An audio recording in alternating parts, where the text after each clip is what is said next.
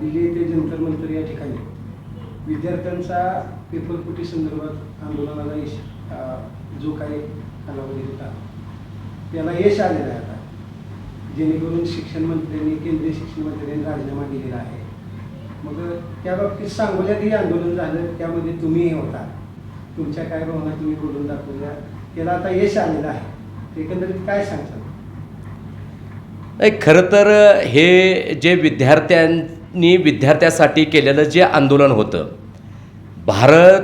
देशामध्ये डॉक्टर बाबासाहेब आंबेडकरांनी शिक्षणासारख्या या ठिकाणी असणाऱ्या पवित्र अशा विचारधारेवरती या देशातल्या या ठिकाणी मग तो SC असेल, ST असेल, OBC असेल, DNT असेल, VGNT असेल, मायनॉरिटीज असेल, अशा सर्व समावेशक सर्व जाती धर्मांच्या लोकांना शिक्षणासारखा या ठिकाणी पवित्र असा हक्क आणि अधिकार दिला. आणि त्याच अधिकारातून आणि आपल्याला मिळालेल्या हक्कातून आज प्रत्येक घटक या ठिकाणी शिक्षण घेतोय आणि शिक्षणानं या ठिकाणी आपल्यामध्ये खऱ्या अर्थानं बदल करून तो आयुष्याच्या या ठिकाणी खरं तर आणि देशाच्या एकंदरीत जडणघडणीमध्ये आज आपला या ठिकाणी महत्त्वाचा वाटा देतोय. अशा या ठिकाणी असणाऱ्या नीट परीक्षेमध्ये जो या ठिकाणी घोटाळा झाला आणि पेपरफुटी झाली, ज्या पेपरफुटीमुळे 22 लाख विद्यार्थ्यांचं आयुष्य खरं तर या ठिकाणी बर्बाद होताना दिसत होतं. आणि ही यंत्रणा या ठिकाणी पुनर्परीक्षा घेतल्यानंतरसुद्धा परत पेपर लीक झाले. आणि जो या ठिकाणी चीड आणि संताप आणणारा जो प्रकार होता, त्या प्रकाराला कुठंतरी आळा बसायला पाहिजे. आणि मग शिक्षण मंत्री म्हणून आज खऱ्या अर्थानं ज्यांनी हे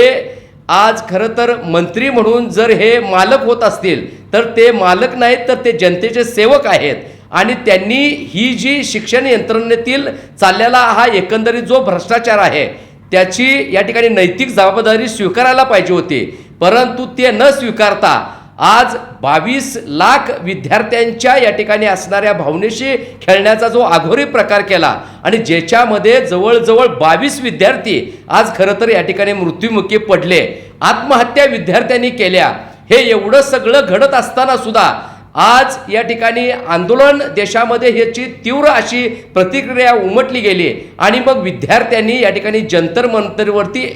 एकत्रित येऊन आज खरं तर या ठिकाणी आंदोलनाचा नारा दिला. पण ते आंदोलन होत असताना त्या आंदोलनाला सुद्धा या ठिकाणी इथल्या असणाऱ्या या ठिकाणी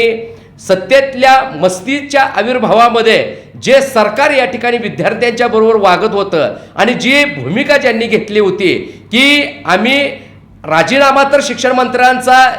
देणारच नाही किंवा या ठिकाणी त्याच्यावरती साधं बोलायला सुद्धा हे सरकार मागत नव्हतं, त्यावेळेला आक्रमक भावनेतून या ठिकाणी खऱ्या अर्थानं विद्यार्थ्यांनी जी या ठिकाणी भूमिका स्पष्ट केली आणि गेली 34 दिवस सातत्याने या ठिकाणी आपल्या चिवट अशा प्रवृत्तीने या ठिकाणी येणाऱ्या संकटावरती आणि संघर्षानं जो मात केली, त्या संघर्षाचा आणि खऱ्या अर्थानं बाबासाहेबांनी दिलेल्या संविधानाचा आणि लोकशाहीचा खऱ्या अर्थानं विजय झालेला आहे. आणि या विजयामध्ये आज संपूर्ण देशामध्ये आणि प्रामुख्यानं सांगोला शहर आणि तालुक्यामध्ये सुद्धा या ठिकाणी आमच्यासारख्या सर्व समावेशक असणाऱ्या सर्व जाती धर्मांच्या या ठिकाणी लोकांच्या बरोबर या ठिकाणी विद्यार्थी सुद्धा रस्त्यावरती उतरले. आणि खऱ्या अर्थानं या ठिकाणी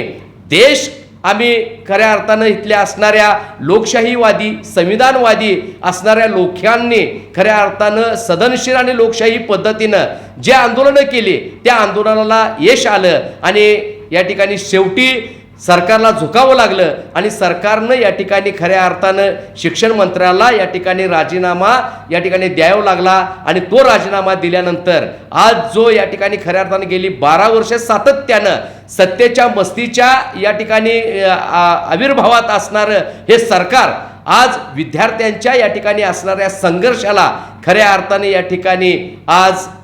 ते बळी पडलेले आहेत आणि त्यांचं नामोहरण झालेलं आहे. आणि विद्यार्थ्यांचा या ठिकाणी खऱ्या अर्थानं त्यांचा विजय झालेला आहे. आणि त्याच्यामुळं या ठिकाणी आज विद्यार्थ्यांचं अभिनंदन करेल तेवढं या ठिकाणी कमी आहे. शेवटला अभिजित तितकेने एक वाक्य वापरलं, तो मराठी मोडील पण वापरणार नाही, त्याबद्दल तुमचं काय? खरं आहे ते, पण गेले सातत्यानं या ठिकाणी महाराष्ट्रातले जे या ठिकाणी जे महापुरुष आहेत, मग शिवरायांच्यापासून ते आज खरं तर या ठिकाणी डॉक्टर बाबासाहेब आंबेडकर असतील, शाहूजी राजे असतील, सामाजिक क्रांतीचे अग्रदूत क्रांतीसूर्य महात्मा ज्योतिबा फुले असतील, माता जिजाऊ असेल, माता रमाई असेल, माता अहिल्यामाई असेल, या ठिकाणी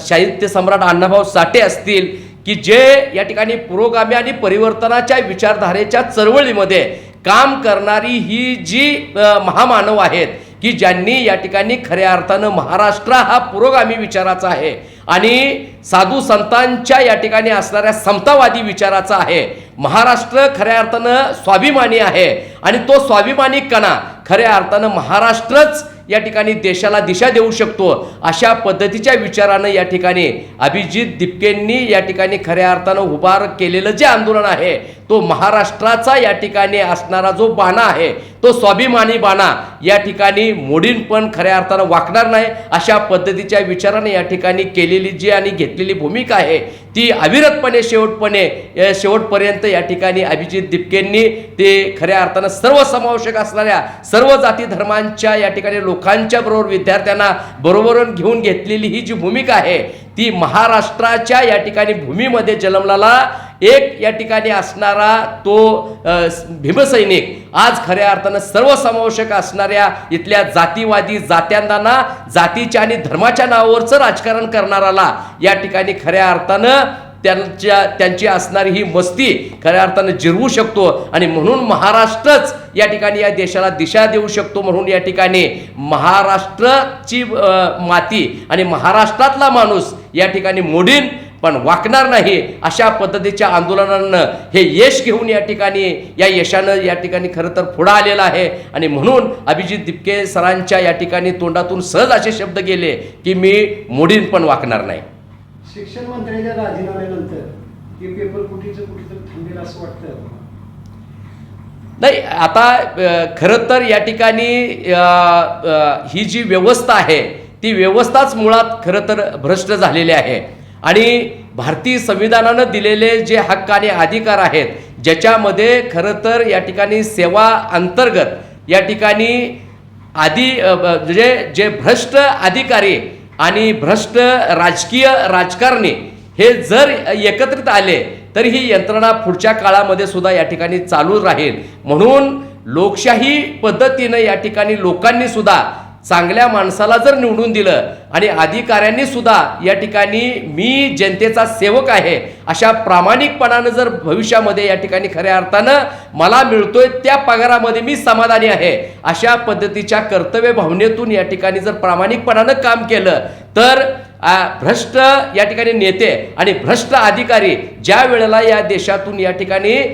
समूळ त्यांचा नष्ट होईल त्यावेळेलाच खऱ्या अर्थानं ही व्यवस्थेमध्ये चालणारा हा भ्रष्टाचार या ठिकाणी थांबेल, अन्यथा येणारा काळ सुद्धा या ठिकाणी भयान असेल असं मला वाटतं.